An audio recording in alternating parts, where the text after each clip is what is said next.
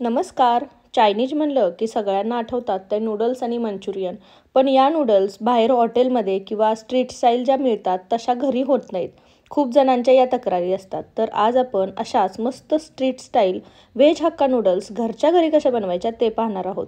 अगदी सोपी कृती आहे. घरच्या घरी ह्या नूडल्स कशा शिजवायच्या ह्या बहुतांशी लोकांच्या या नूडल्स चिकट होतात. तर त्यासाठी कोणकोणत्या टिप्स वापरायच्या ते मी सांगितलेलं आहे. अगदी स्ट्रीट स्टाईल किंवा हॉटेलमध्ये जशा मोकळ्या सुळसुळीत नूडल्स मिळतात तशा आपण घरच्या घरी बनवणार आहोत. चला तर मग वेळ न घालवता या नूडल्स घरच्या घरी कशा बनवायच्या ते पाहूयात.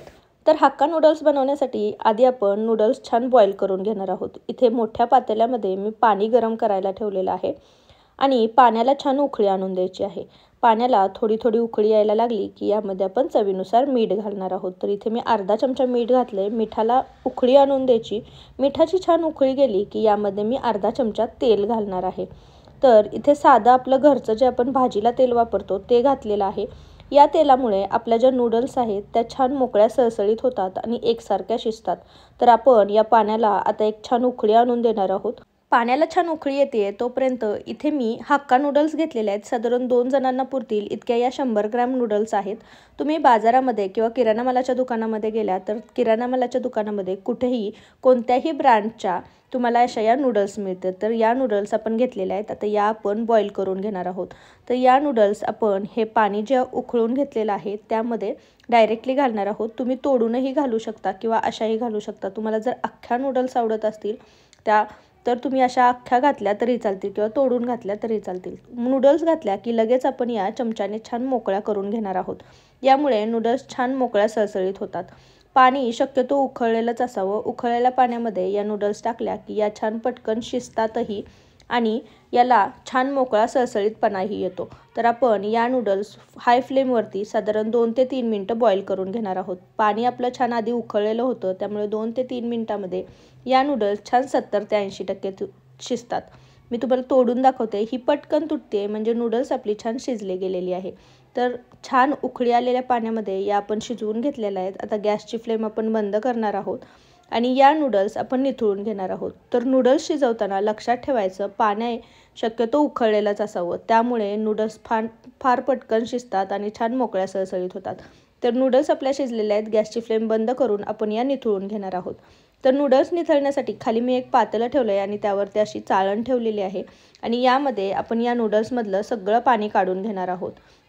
असं केल्यामुळे काय होतं नूडल्समधलं सगळं पाणी निघतं आणि यावरती आपण पटकन गार पाणी घालणार आहोत जेणेकरून या नूडल्सचं जे टेम्परेचर आहे ते सगळं डाऊन होतं आणि त्यामुळे याची जी शिजायची प्रोसेस आहे ती बंद होते. तर या पटकन आपण अशा चमच्याने हलवून घेणार आहोत थंड पाणी टाकून जेणेकरून या पटकन थंड होतील आणि या ओव्हर कुक होणार नाहीत. तर अशा या मोकळ्या सळसळीत आपल्या नूडल्स तयार झालेल्या आहेत. तुम्हाला हवं असेल तर तुम्ही या शिजवलेल्या नूडल्सवरही थोडंसं तेल टाकू शकता. तर या नूडल्स आपल्या छान थंड झाल्यात. ह्या आपण साईडला ठेवूयात. आता हक्का नूडल्ससाठी ज्या आपल्या नूडल्स लागतात त्या बॉईल झालेल्या आहेत साईडला ठेवल्यात. आता आपण नूडल्स बनवायला घेऊयात. तर इथे मी मोठी जाडबुडाची कढई घेतलेली आहे आणि यामध्ये 2 चमचे तेल घालणार आहे. चायनीज बनवताना शक्यतो मोठ्या पसरट भांड्यांचा वापर करायचा जेणेकरून भांड्यांमध्ये आपल्या या हलवता छान येतं. तर आता तेल गरम झालं आहे. यामध्ये मी बारीक चिरलेली हिरवी मिरची, बारीक चिरलेला लसूण आणि बारीक चिरलेलं आलं घालणार आहे. गॅसची फ्लेम आपण हाय ठेवणार आहोत. सगळी प्रोसेस आपण हाय फ्लेमवरती करणार आहोत. 1 मिनिटभर आपण हे आलं, लसूण आणि मिरची छान तेलावरती परतून घेणार आहोत. मिनिटभर परतल्यानंतर यामध्ये आपण भाज्या घालणार आहोत. तर मी इथे उभं गाजर चिरून घेतलेलं आहे. एक कांदा छान उभा असा चिरून घेतलेला आहे. सोबत थोडीशी कोबी बारीक चिरून घेतलेला आहे आणि शिमला मिरची बारीक चिरून घेतलेली आहे. यामध्ये तुम्ही पातीचाही कांदा घालू शकता. तुमच्या आवडीनुसार तुम्ही भाज्या कमी जास्त करू शकता. यामध्ये तुम्हाला आवडत असेल तर तुम्ही पनीर घातलं तरीही चालेल. आता या भाज्या आपण छान हलवून घेणार आहोत. भाज्या हलवतानाही गॅसची फ्लेम आपण हायच ठेवणार आहोत. त्यामुळे भाज्यांचा क्रंचीनेस तसाच टिकून राहतो. तर भाज्या 1-2 मिनिट छान आपण तेलावरती हलवून घ्यायच्या आहेत. भाज्या ओव्हर कुक नाही करून घ्यायच्या. आपल्याला तेलावरती ह्या छान 2 ते 3 मिनिटच परतून घ्यायच्यात. आता यामध्ये आपण मीठ घालणार आहोत. आपण यामध्ये भरपूर सारे सॉस घालणार आहोत. त्यामुळे मिठाचं प्रमाण थोडं कमीच घालायचं कारण सॉसमध्ये मीठ असतं. मीठ घातल्यानंतर ह्या भाज्या आपण व्यवस्थित हलवून घेतलेल्या आहेत. आता यामध्ये मी 2 चमचे डार्क सोया सॉस घालते आहे. त्यानंतर 1 चमचा मी इथे टोमॅटो केचप घातलेला आहे 1 चमचा शेजवान चटणी घातलेली आहे आणि 1 चमचा मी ग्रीन चिली सॉस घातलेला आहे. तुमच्याकडे रेड चिली सॉस असेल तर तो घातला तरीही चालेल.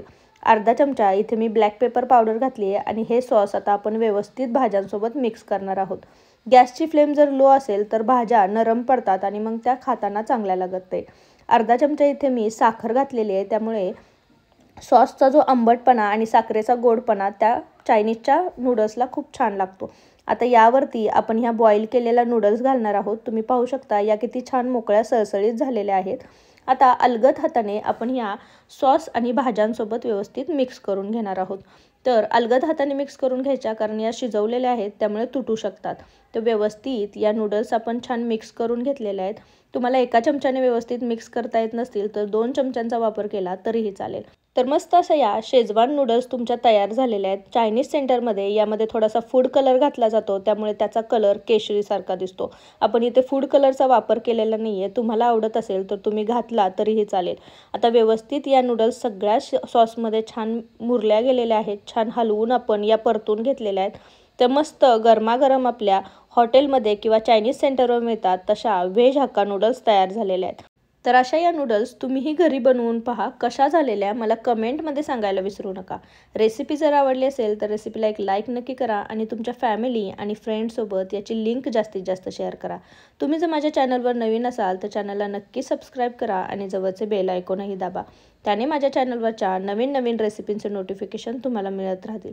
तर पुन्हा भेटू अशीच एक मस्त चटपटीत अशी रेसिपी घेऊन. तोपर्यंत थँक्यू.